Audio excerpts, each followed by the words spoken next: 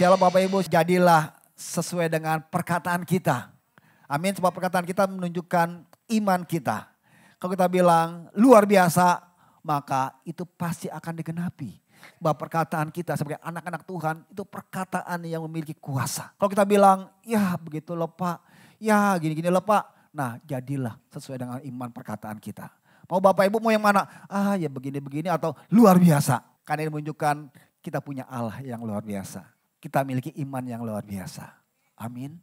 Haleluya Bapak Ibu, puji Tuhan. Di bulan ini Bapak Ibu, Tuhan mau kita memiliki pemahaman yang benar tentang kekristenan. Di bulan ini Tuhan mau kita memiliki fondasi yang kuat dalam kebenaran firman Tuhan. Ya sebab akhir zaman keadaan gak semakin baik.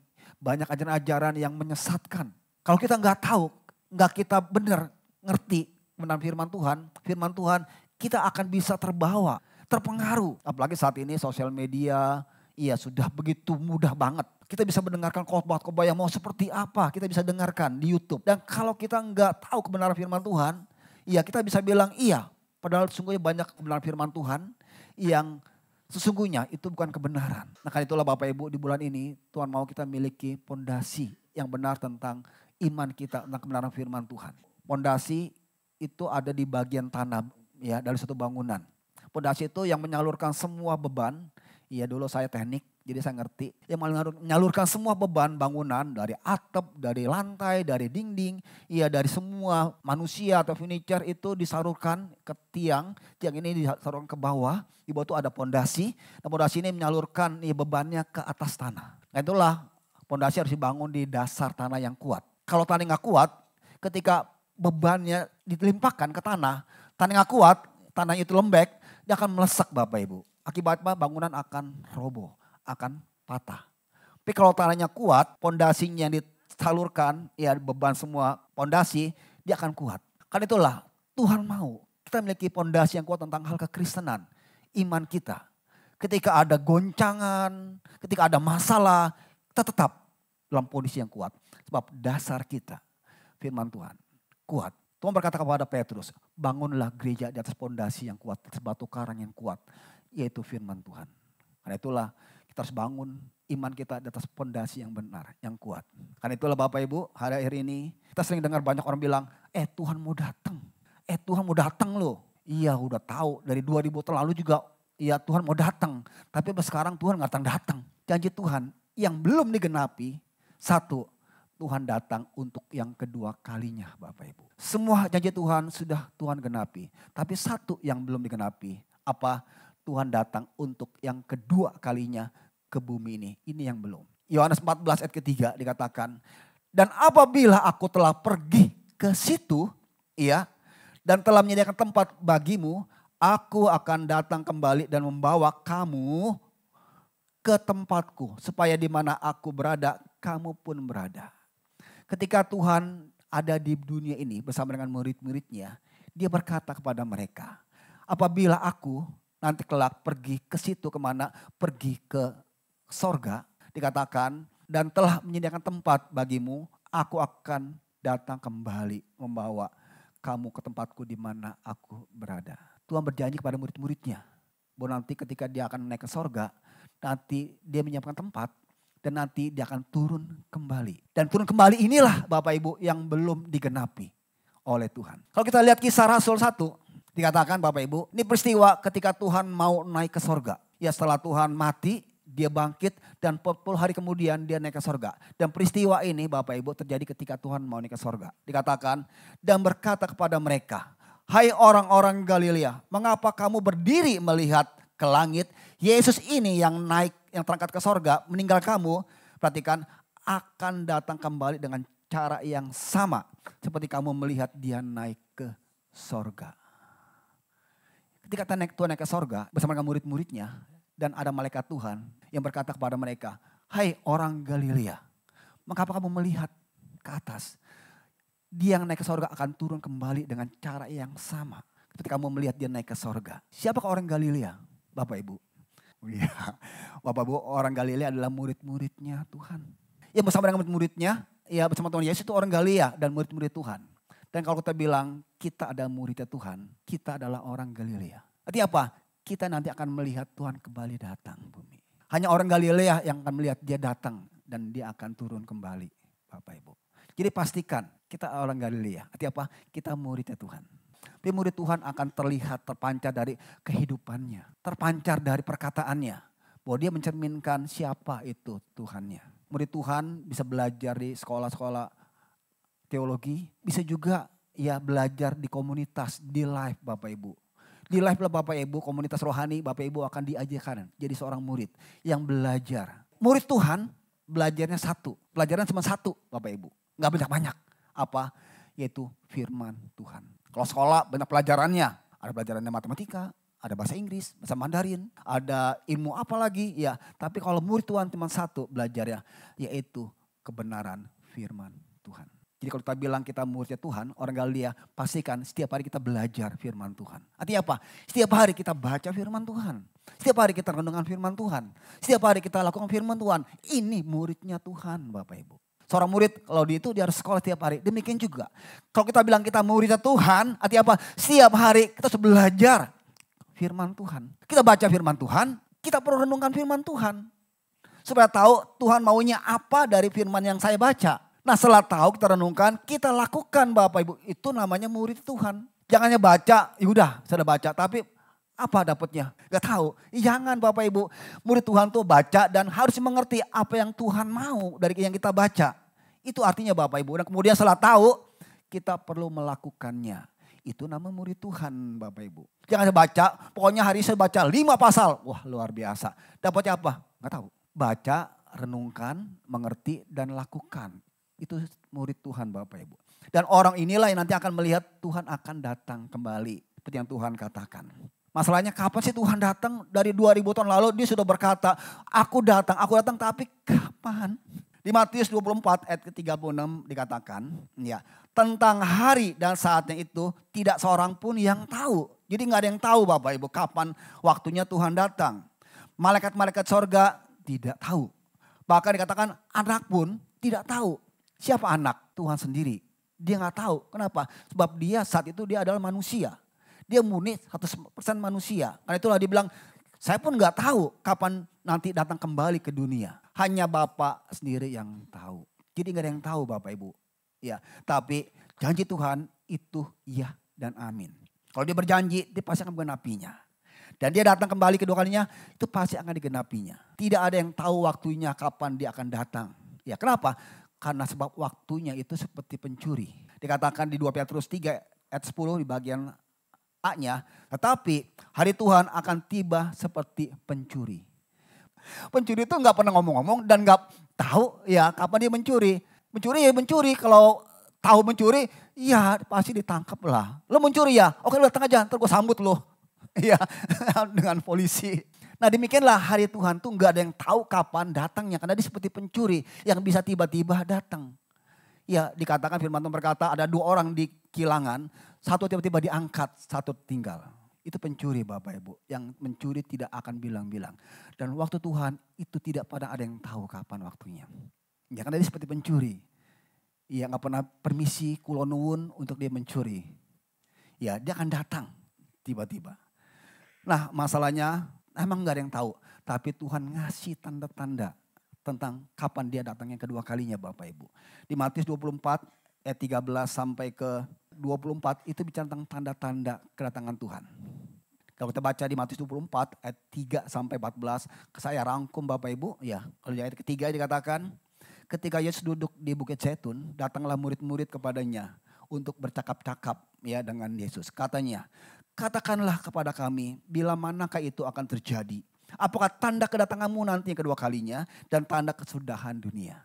Ya, kalau saya boleh rangkum dari Matius 24 ini tentang kedatangan Tuhan ada 5 tanda kedatangan Tuhan Bapak Ibu. Yang pertama itu adanya penyesatan. Akan semakin banyak yang menyesatkan Bapak Ibu. Matius 24 ayat 4 dan 5 berkata, bangkit nabi-nabi palsu, guru-guru palsu, bahkan Mesias palsu yang akan menyelamatkan banyak orang. Ya jawab Yesus kepada mereka, waspadalah supaya jangan ada orang menyesatkan kamu. Sebab banyak orang akan datang memakai namaku. Ya dan berkata, akulah Mesias dan mereka akan menyesatkan banyak orang. Ya akan banyak nabi-nabi palsu. Akan banyak Mesias yang bilang akulah Mesias Bapak Ibu. Banyak ajaran-ajaran yang menyesatkan Bapak Ibu. Itu akan banyak menjelang kedatangan Tuhan. Sosial media saat ini kita bisa buka. Ya teknologi sudah memungkinkan kita bisa akses ya.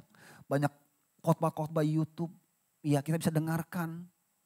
Dan kalau kita ngambil fondasi yang kuat tentang kebenaran firman Tuhan, kita bisa terbawa Bapak Ibu.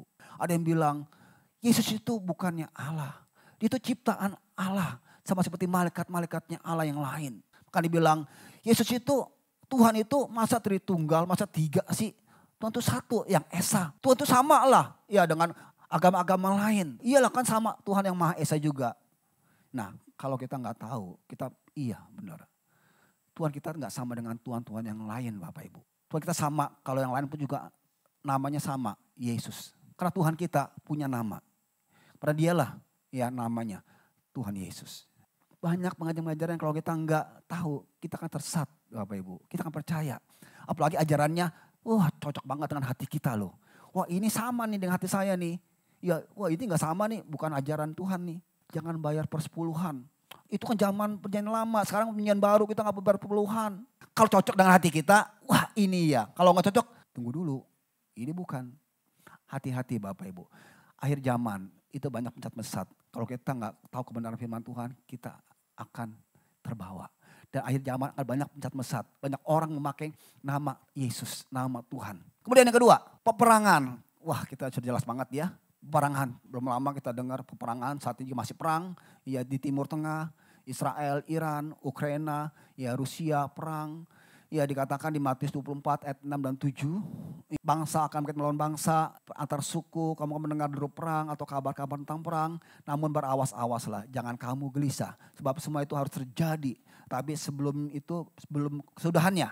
Sebab bangsa akan bangkit melawan bangsa dan kerajaan melawan kerajaan. Ya akan datang kelaparan dan gempa bumi di berbagai tempat. Kita lihat intensitas frekuensi perang itu semakin meningkat. Ya, dan ini kita sudah lihat perang di mana-mana antar suku. Ya bahkan perang di keluarga pun juga ada ya.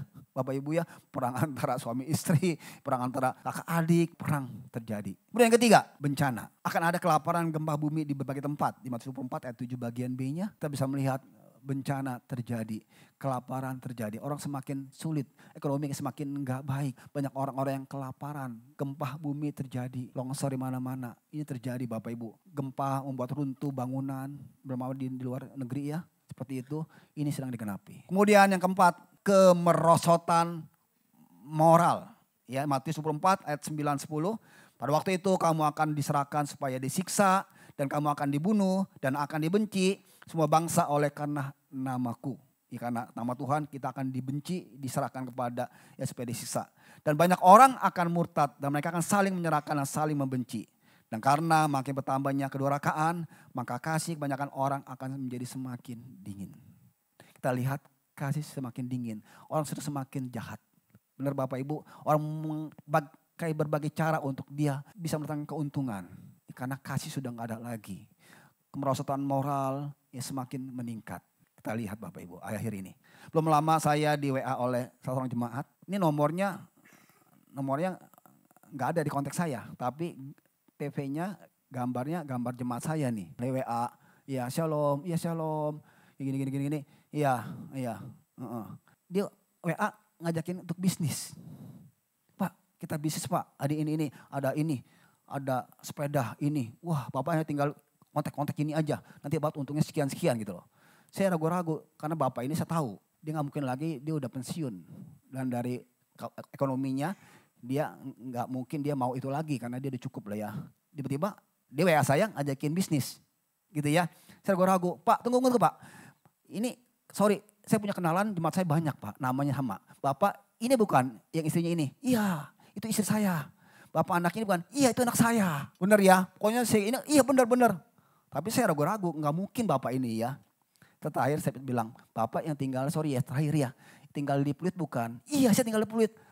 Bapak ini tinggal di Teluk Gong. Bapak berarti penipu. Bapak jangan nipu Pak, nggak baik. Ayo bapak bertobatlah. Dia ngilang langsung. Ya. Nah Bapak Ibu banyak orang semakin jahat. Pernah juga gambar saya dipakai. di screenshot, bisa dipakai dari FB ya. Kemudian wah tolong kirim saya uang, nanti saya balas, nanti saya ganti sekian. Ya banyak teman saya, Pak Santo emang perlu uang ya? Enggak, ini ngirim saya WA, itu bukan saya. Bapak Ibu sudah semakin jahat kondisi, makanya hati-hati. Karena inilah emang sudah keadaannya. Kemudian yang kelima, Injil diberitakan menjadi kesaksian ke seluruh dunia. Injil diberitakan, apa itu Injil? Injil kabar baik, kabar sukacita siapa itu Tuhan Yesus. Bahwa dialah Tuhan dan Juru Selamat. Bahwa dialah jalan kebenaran dan kehidupan. Dialah Alfa dan Omega yang bisa menyelamatkan manusia. Itu Injil Bapak Ibu. Dan ini sudah diberitakan ke seluruh dunia. Dengan teknologi, dengan sosial media, itu semua sudah diberitakan. Artinya apa? Kelima ini sudah digenapi. Artinya apa? Enggak lama lagi Tuhan akan datang. Aku datang segera. Nah Bapak Ibu, hari kedatangan Tuhan itu dikenal dengan dua. Kedatangan Tuhan dikenal dengan dua. Pertama, itu hari penghukuman bagi dunia. Yoel 2 ayat 1 dan 2 dikatakan, tiuplah sangkakala di Sion dan berteriaklah di gunungku yang kudus. Biarlah gemetar seluruh penduduk negeri. Sebab hari Tuhan datang, sebab hari itu sudah dekat. Ketika hari Tuhan akan datang, ya sangkakala di Sion akan dibunyikan. Dikatakan ya gemetarlah seluruh penduduk negeri. Ya hari Tuhan akan datang. Suatu hari yang gelap gulita dan kelam kabut. Suatu hari berawan dan kelam pekat. Seperti fajar di atas gunung-gunung terbentang suatu bangsa yang banyak dan kuat. Yang serupa itu tidak pernah ada sejak zaman purbakala. Dan tidak akan ada lagi sudah itu turun-temurun pada masa yang akan datang. Artinya apa? Hari Tuhan itu hari penghukuman di mana hari yang mengerikan. Seperti Sodom dan Gomora. Tiba-tiba Tuhan kirimkan belerang gitu ya. Langsung musnah. Demikian hari Tuhan, hari penghukuman Bapak Ibu. Nah, Tuhan menghukum bumi ini, dunia ini. Dan setelah itu manusia akan dipimpin oleh antikris di kitab Daniel 9 ayat 27. Ya kemudian diperintah oleh antikris. Tuhan itu hari penghukuman, Tuhan menghukum dunia ini. Itu hari Tuhan. Nah yang kedua, ya hari Tuhan juga hari pengangkatan bagi orang yang percaya. Ya atau gerejanya untuk bertemu dengan Yesus di awan permai. Jadi satu sisi hari Tuhan adalah hari penghukuman bagi dunia. Satu lagi hari Tuhan adalah hari di mana Tuhan akan mengangkat gerejanya. Atau orang percaya untuk diangkat ke awan-awan permai. Di Matius 24 ayat 30-31 dikatakan. Pada waktu itu akan tampak tanda manusia di langit. Dan semua bangsa akan meratap. Dan mereka melihat anak manusia datang di awan-awan langit dengan segala kekuasaan kemuliaannya. Dikatakan 31. Dan ia akan menyuruh keluar malaikatnya dan meniup sangkakala. Ya kembali sangkakala dibunyikan. Ya yang dahsyat bunyinya. Dan mereka Tuhan akan mengumpulkan orang-orang pilihannya. Dari keempat penjuru. Dari ujung langit satu ke ujung langit yang lainnya. Sangkakala dibunyikan. Ya kemudian malaikat Tuhan mengumpulkan siapa orang-orang yang percaya. Ya orang percaya inilah yang kemudian diangkat ke awan-awan yang permai. Di Wahyu 19 ayat 7 sampai ke 9. Yesus dan orang-orang permai masuk dalam pesta kawin anak domba. Ya kemudian di sana terjadi pesta kawin. Ya Bapak Ibu jadi dua hari Tuhan ada dua sisi. Hari penghukuman bagi orang yang tidak percaya. Satu lagi hari pengangkatan bagi orang yang percaya. Nah jadi sebelum Tuhan datang ke bumi ini, keminjakan di bumi ini Bapak Ibu, ya terjadi pengangkatan orang percaya atau gerejanya. Atau dikenal namanya rapture. Ya di 1 Tesalonika 4 ayat 16-17 berkata.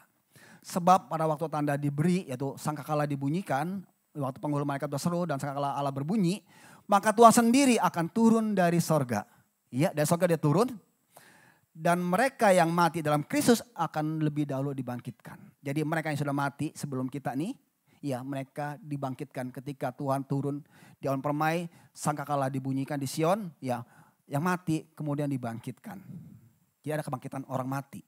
Kemudian 17-nya, sesudah itu kita yang hidup, yang masih tinggal, masih ada di bumi ini, akan diangkat bersama-sama dengan mereka yang tadi meninggal dibangkitkan. Ya dalam awan menyongsong Tuhan di angkasa. Demikianlah kita akan selama-lamanya bersama dengan Tuhan. Iya di awan permai. Jadi Bapak Ibu ada peristiwa di mana sangkakala berbunyi oleh malaikat Tuhan. Malaikat Tuhan kemudian membangkitkan orang yang mati. Kemudian setelah itu kita yang masih hidup diubahkan. Kemudian kita bersama yang mati kita diangkat ke awan permai. Di sana kita berjumpa dengan Tuhan Yesus. Jadi Bapak Ibu mau pilih yang mana? Diangkat bersama Tuhan atau di bumi dihukum, penghukuman. Jadi hari penghukuman atau hari pengangkatan. Tergantung kita yang mana. Setelah diangkat, jangan permai, apa yang terjadi? Di sana kita bersekutu dengan Tuhan Yesus. Di sana kita berjumpa dengan Tuhan Yesus. Kemudian di sana ada pujian, penyembahan, memuliakan nama Tuhan. Kitab Wahyu 4, kita boleh baca, di sana ada pujian penyembahan yang memuliakan nama Tuhan. Yang dipuji, yang dilakukan oleh orang-orang yang tadi naik ke atas itu. Ya, kemudian juga ada pengadilan Kristus. Orang yang naik ke atas yang permai itu akan diadili Bapak Ibu. 2 Korintus 5 ayat 10 dikatakan, sebab kita semua harus menghadap tata pengadilan Kristus. Supaya setiap orang beroleh apa yang patut diterimanya. Sesuai dengan yang dilakukannya dalam hidupnya ini, baik ataupun jahat. Jadi kita yang diangkat nanti kita akan menghadap tata Kristus. Kita akan dihakimi, diadili. Tapi bukan untuk dihukum Bapak Ibu. Untuk apa? Untuk diberikan mahkota oleh Tuhan. Sesuai dengan apa yang kita sudah lakukan. Ya, ada 5 mahkota yang Tuhan berikan Bapak Ibu untuk setiap kita yang tergantung dari itunya. Ya, ada mahkota kehidupan, kemudian mahkota kebenaran, mahkota kemuliaan, mahkota sukacita, mahkota yang abadi. Ini semua Tuhan siapkan. Setiap orang tergantung perbuatannya selama di bumi ini. Ada yang dapat 1 mahkota, 2 mahkota, bahkan 5 mahkota yang Tuhan berikan Bapak Ibu. Ini 5 mahkota yang Tuhan berikan. Masing-masing punya simbol Bapak Ibu. Saya gak bahas detail lagi ya karena ini. Jadi ada 5 mahkota yang Tuhan berikan. Ya tergantung perbuatan dia selama di hidup. Ya ada 1, 2 atau 5 tergantung. Kemudian kita lihat Bapak Ibu. Ya. Yang keempat. Kemudian setelah dapat mahkota. Kemudian perjamuan kawin anak domba. Wahyu 19 ayat 79 dikatakan, marilah kita bersukacita dan bersorak-sorai. Dan muliakanlah dia karena hari perkawinan anak domba telah tiba. Dan pengantinnya telah siap sedia. Siapa pengantinnya? Tuhan Yesus. Dialah mempelai pria. Dan kepadanya dikaruniakan supaya memakai kain lenan yang halus berkilau-kilau dan yang putih bersih. Lenan halus ini adalah perbuatan-perbuatan yang benar dari orang-orang kudus. Ayat 9-nya dikatakan, lalu ia berkata kepadaku, tuliskanlah. Berbahagialah mereka yang diundang ke perjamuan kawin anak domba. Katanya lagi kepadaku, perkataan ini adalah benar. Iya dan amin. Perkataan ini perkataan dari Allah. Iya. Berbahagialah orang yang diundang ke perjamuan kawin anak domba. Siapa itu yang diundang? Kita inilah yang diangkat oleh Tuhan. Kita inilah yang tadi mengatakan pengadilan. Kitalah mempelai wanitanya. Mempelai prianya Tuhan Yesus. Kita mempelai wanitanya. Ini yang terjadi di awan permai. Ada pesta kawin anak domba. Sedangkan di bawah bumi itu terjadi pemerintahan oleh antikris. Masa aniaya. Semua akan dianiaya oleh antikris. Kemudian setelah selesai pesta kawin anak domba, ya Yesus bersama dengan orang kudus yang tadi, pesta tersebut turun ke bumi, ya di Bukit Zaitun. Kau akan melihat dia naik, kau akan melihat kembali dia turun itu di Bukit Zaitun. Di Zakaria 14 ayat keempat. Maka naiklah, ya di Wahyu 20, 9, 10 dikatakan. Maka naiklah mereka ke seluruh dataran bumi lalu mengepung perkemahan tentara orang-orang kudus. Dan kota dikasih itu. Tapi dari langit turunlah api yang menghanguskan. Ya, dan belerang yaitu tempat binatang dan api palsu. Dan mereka disiksa siang dan malam sampai selama-lamanya. Ya, Tuhan kemudian datang turun ke bumi ini di Bukit Zaitun. Kemudian terjadi peperangan. Yang tadi memerintah di bawah 7 tahun antikris. Tuhan datang jadi peperangan. Di mana Zakaria 14 dikatakan itu di Harmagedon. Di lembah Megino. Di Wahyu 16 dikatakan situlah terjadi peperangan antara antikris dengan Tuhan yang turun ke bumi dengan orang-orang kudusnya. Ya. Bapak Ibu kalau ke Israel, ke Bukit Tabor. Ada gambarnya mungkin tampilin Bukit Tabor. Ya.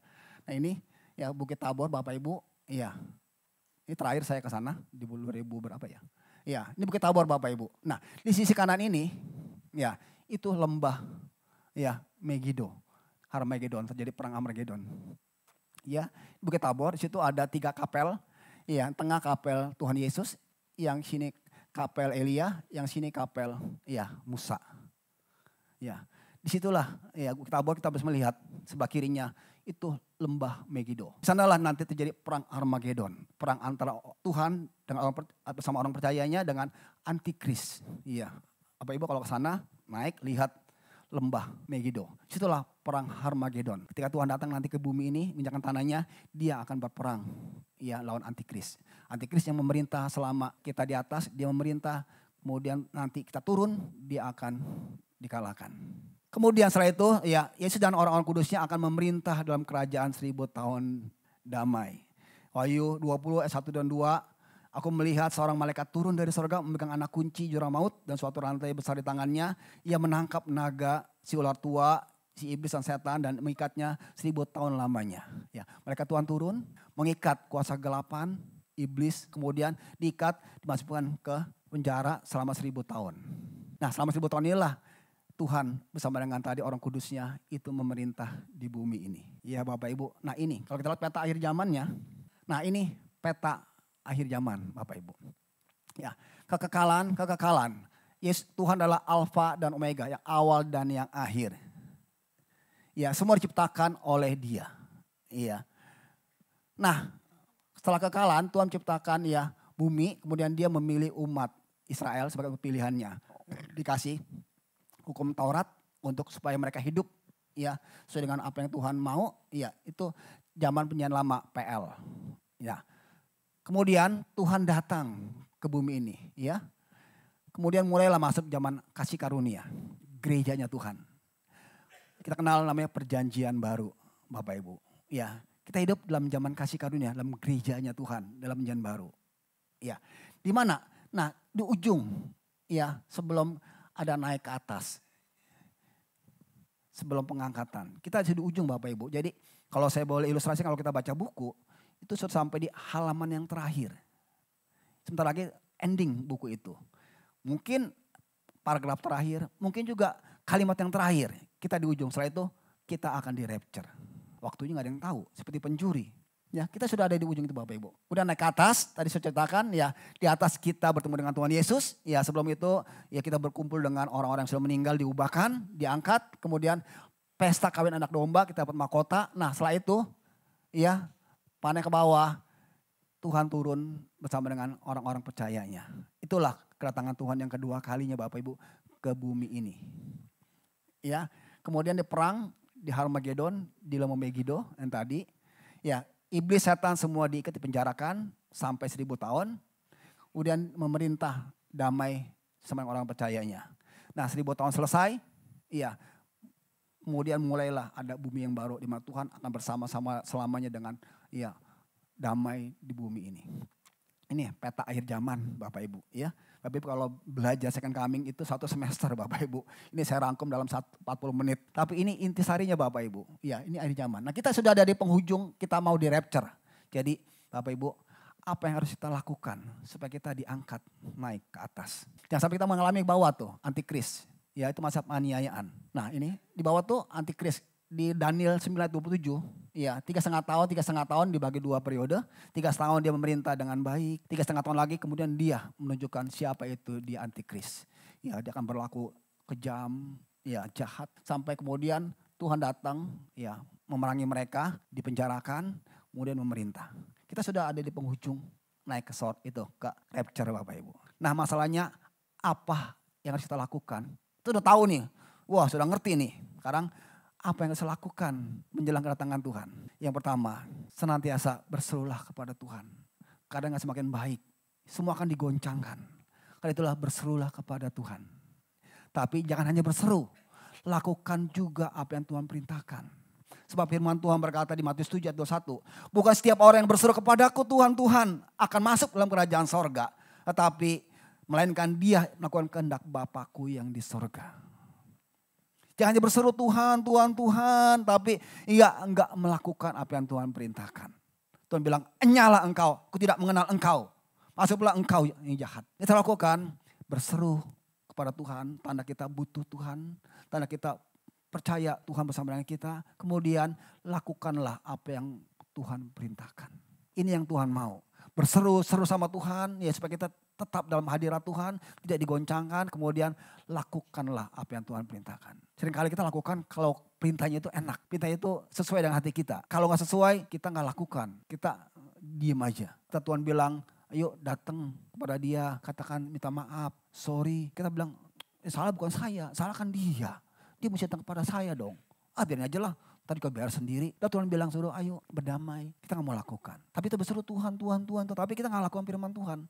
Tuhan bilang enyahlah engkau. Aku tidak mengenal engkau. Jadi Bapak Ibu berseru dan lakukan perintah Tuhan. Kemudian yang kedua. Miliki iman. Terus dikatakan di Lukas 18 ayat 7 dan 8. Tidakkah Allah akan membenarkan orang-orang pilihannya yang siang malam berseru kepadanya. Dan adakah ia mengulur waktu sebelum menolong mereka? Iya, aku berkata kepadamu, ia akan segera membenarkan mereka. Akan tetapi, jika anak manusia itu datang, adakah ia mendapati iman di bumi ini? Ketika dia datang ke bumi ini, dia akan melihat apakah masih ada iman di hati setiap kita anak-anak Tuhan. Iman yang percaya sama Tuhan Yesus. Iman yang percaya bahwa dia adalah Tuhan dan Juru Selamat. Hanya dia jalan kebenaran, hanya dia bisa sampai ke surga melalui Tuhan Yesus. Ada gak pada kita semua? Dunia akan digoncangkan. Akhirnya buat sering kali kita ragu-ragu. Apakah iya Tuhan mau menolong saya? Apakah Tuhan tuh ada? Tuhan kok kecewa sama Tuhan. Banyak orang yang kecewa sama Tuhan. Iya karena kondisinya dia menderita. Dia sudah lakukan apa yang Tuhan perintahkan. Kok Tuhan gak nolong, akhirnya imannya berpaling. Kayak kesono aja lu. Sono ada orang yang bisa bantu kamu. Sono ada orang pinter yang bisa nolong lu. Akhirnya iman kita berpaling kepada yang lain. Hati-hati Bapak Ibu. Adakah iman di bumi ini ketika dia datang? Jadi pastikan kita masih beriman. Kita masih percaya. Ya dialah satu-satunya Tuhan dan Juru Selamat. Ya dialah satu-satunya penolong dalam hidup saya. Ya satu dialah sumber kehidupan saya. Pastikan Bapak Ibu iman kita gak berubah. Gak berpaling. Kondisi apapun juga tetap jadikan dia sebagai Tuhan dan Juru Selamat. Amin. Kemudian yang ketiga, hidup berjaga-jaga. Iya, Matius 24, 25 kalau kita baca kisah tentang 5 gadis bodoh, 5 gadis bijak. Udah tahu ceritanya kali ya? 5 gadis bodoh, 5 gadis bijak. Yang bodoh pelitanya mati. Ketika mempelai datang dia gak diajak, gak diikut, dia gak disertakan ya. Tapi 5 gadis bijak dia masih membawa cadangan pelita. Kemudian masuk pesta kawin. Kita baca di Matius 25 ayat ketiga. Gadis-gadis yang bodoh itu membawa pelitanya. Tapi dia membawa minyak. Keempatnya, sedangkan gadis-gadis yang bijak itu membawa pelita dan juga minyak dalam buli-buli mereka. Jadi ada cadangan minyak yang mereka disiapkan oleh gadis bijak ini. Gadis bodoh dibawa pelita tapi nggak bawa cadangannya. Masalahnya kan mempelainya nggak tahu kapan datangnya. Nah gadis bijak ini membawa pelita cadangan. Tuhan bilang berjaga-jagalah sebab kamu tidak tahu kapan harinya datang. Artinya apa? Terus berjaga-jaga. Hidup senantiasa dalam persekutuan dengan Tuhan. Jangan lengah, jangan malas. Terus cari Tuhan. Berjaga-jaga apa? Minyak, bisa tentang apa? Urapan Tuhan.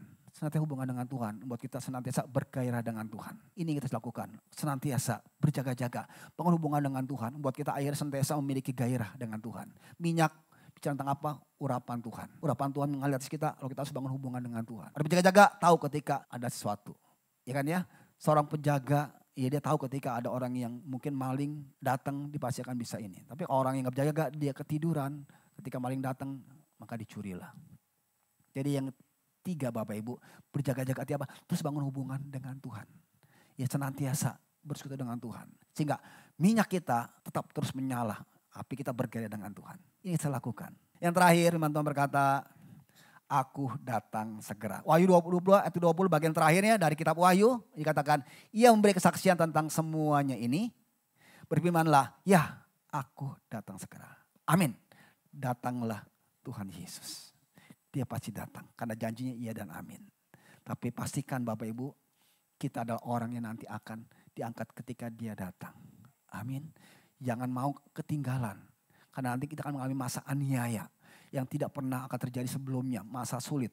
Tapi kita di atas, kita dapat mahkota, kita ya kawin dengan Tuhan Yesus, kemudian kita turun, memerintah bersama dengan Tuhan 1000 tahun, itu kita akan dapatkan. Kalau kita ya bersama sama Tuhan, lakukan firman Tuhan, ya berjaga-jaga, tetap terus beriman.